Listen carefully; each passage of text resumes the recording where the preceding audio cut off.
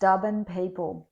They refuse to listen, they refuse to change, and they definitely refuse to admit they might be wrong.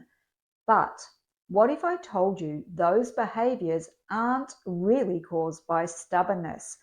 They're set off by the tactics you are using to get through to difficult people. Tactics like presenting facts, giving examples, and making a logical argument. Here's what happens if you use these tactics. Presenting facts makes my difficult colleague argue back. I give my boss examples, but she just brushes them off. There's no point being logical with angry customers.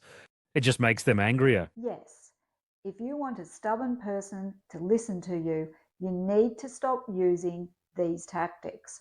But what do you do instead? Well, the best advice I can give you is to stop debating with them and start influencing.